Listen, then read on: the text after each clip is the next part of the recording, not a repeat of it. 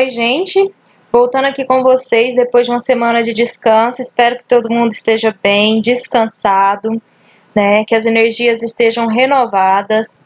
Então, a gente vai retomar nosso intensivo de matemática. E para essa semana, eu preparei questões que envolvem o tema que é sistema numeração decimal, adição e subtração. Então, a gente está focando nessas atividades primeiro, nessas questões que a gente aprendeu lá no ensino fundamental, tá? Para depois a gente ir para o ensino médio, ok? Vou colocar aqui vou colocar um ponteiro aqui para eu marcar, para eu resolver com vocês a caneta nos exercícios, tá bom? Então, o primeiro exercício, esse é de 2017, ela foi considerada uma questão de médio, porém eu acho que ela é fácil, tá? Então, vamos lá. As empresas que possuem serviço de atendimento ao cliente saque, em geral, informam ao cliente que utiliza o serviço um número de protocolo de atendimento. Esse número resguarda o cliente para eventuais reclamações e é gerado consecutivamente de acordo com os atendimentos executados. Ao término do mês de janeiro de 2012, uma empresa registrou como último número de protocolo do saque o 390.978.467. Do início do mês de fevereiro até o fim do mês de dezembro de 2012, foram abertos 22.580 novos números de protocolos. O algarismo que aparece na posição da dezena de milhar do último número de protocolo de atendimento registrado em 2012 pela empresa é. Então, tá aqui as opções. E vamos entender o que o exercício está falando, né? Então, ele tinha o último número que era 390.978.467. Como ele diz que esse número ele é consecutivamente, quer dizer que o próximo número, a próxima pessoa que for lá desse saque, ela vai estar com 390.978.468, adicionando um em um, tá certo? Então, como ele diz que do mês de fevereiro até o final de dezembro de 2012 foram abertos 22.580 novos números de protocolo, ele quer saber qual que é o número que aparece na posição da dezena de milhar desse novo número de protocolo. Então, a primeira coisa que a gente vai fazer é descobrir qual que é esse novo número. De que jeito? Somando. Vou pegar os nossos 390.978.467 e vou somar com 22.580, tá? Somando, eu encontro esse número aqui, ó. 391.1.047.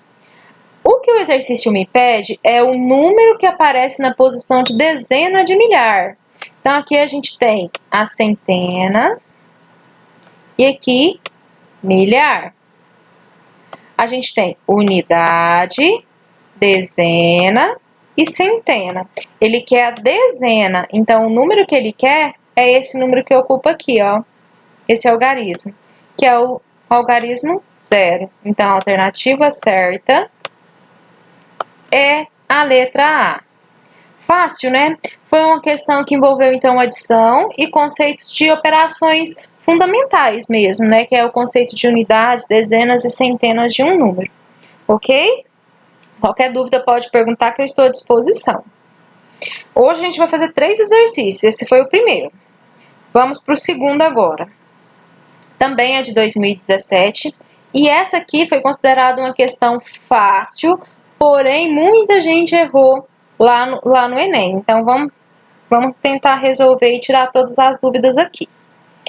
Em um parque, há 2 mirantes de alturas distintas que são acessadas por elevador panorâmico. O topo do mirante 1 é acessado pelo elevador 1, enquanto que o topo do mirante 2 é acessado pelo elevador 2. Eles encontram-se a uma distância possível de ser percorrida a pé, tá aqui a distância, e entre os mirantes há um teleférico que os liga que pode ou não ser utilizado pelo visitante. Tá aqui o teleférico. O acesso aos elevadores tem os seguintes custos. Subir pelo elevador 1 custa 15 centavos, subir pelo elevador 2 custa 1,80, descer pelo elevador 1, 10 centavos, descer pelo elevador 2, 2,30. O custo da passagem do teleférico partindo do topo do mirante 1 para o topo do mirante 2 é de R$ 2,00 e do topo do mirante 2 para o topo do mirante 1 é R$ 2,50. Qual é o menor custo em real para uma pessoa visitar os topos dos dois mirantes e retornar ao solo? Bom, gente, pela nossa experiência, a gente sabe que ele fala que do teleférico que pode usar ou não. É claro que se a gente não usar esse teleférico aqui, a gente vai ter uma economia maior, né? Pela nossa experiência. Então, vamos pensar o seguinte.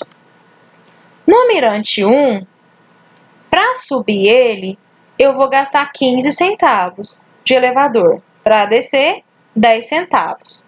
Esse percurso, ele já me garante conhecer esse mirante aqui primeiro, né?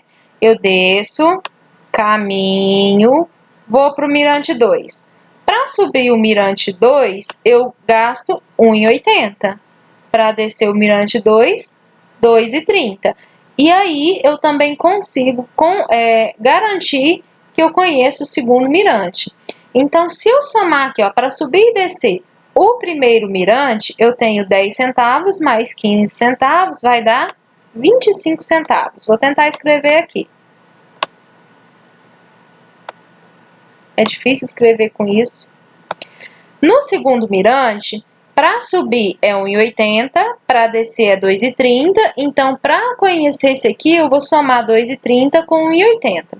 2,30 com 1 dá 3,30, mais 80 centavos vai dar 4,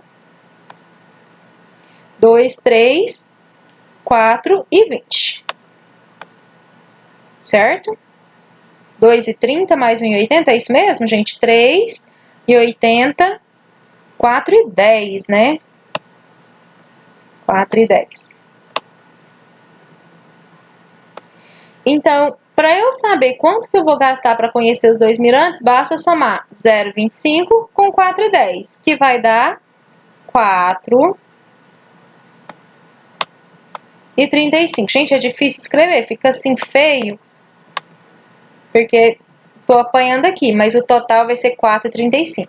Então, a nossa resposta será 4,35, certo? Aqui você pode fazer todas as outras opções que você não vai encontrar nenhum outro valor mais barato, tá? O máximo que a gente consegue é 4,35, tá bom?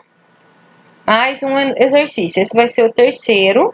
Esse é uma questão médio. Já esse, assim, apesar de ser considerado uma questão média, ela buga um pouquinho. Então, é uma questão que mais trabalha raciocínio lógico. Então, por isso que pode demorar um pouquinho a gente resolver ela numa prova.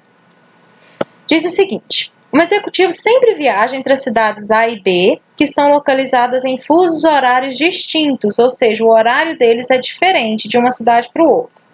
O tempo de duração da viagem de avião entre as duas cidades é de 6 horas. Ele sempre pega um voo que sai de A às 15 horas e chega à cidade B às 18 horas, respectivos horários locais. Certo dia, ao chegar à cidade B, soube que precisava estar de volta à cidade A, no máximo até às 13 horas do dia seguinte, horário local de A.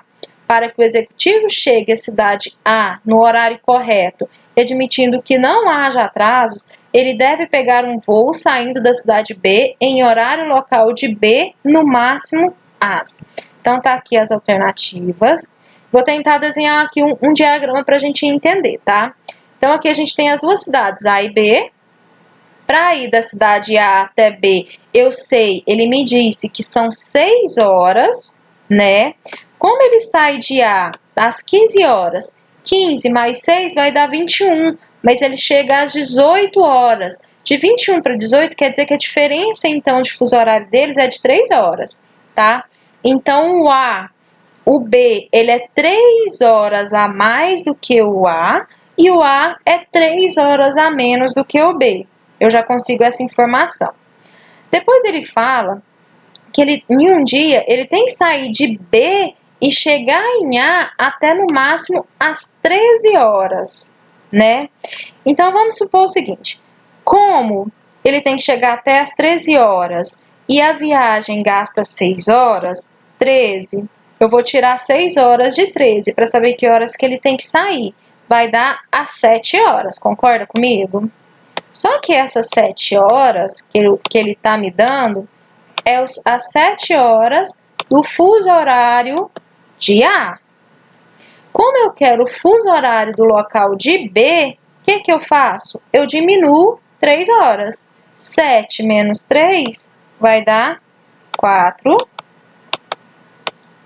horas. Então, logo, ele tem que sair de B para chegar às 13 horas em A, às 4 horas da manhã, no caso. Então, essa aqui, a resposta certa é a letra D, 4 horas. Tá vendo, gente? É uma questãozinha fácil de raciocínio lógico, mas que muita gente tem dificuldade. Então, se você conseguir transferir para um desenho, um diagrama, facilita muito na hora de resolver, tá? Então, os exercícios que a gente tem para essa aula é esse. Vocês vão colocar somente no caderno, somente as respostas, não precisa copiar o enunciado. E vão fazer a mesma coisa com o arquivo que eu vou deixar com vocês. São questões do Enem, vocês vão responder e me enviar até sexta-feira, tá certo? Qualquer dúvida sempre aqui, só mandar mensagem que a gente vai trocando uma ideia. Até a próxima aula.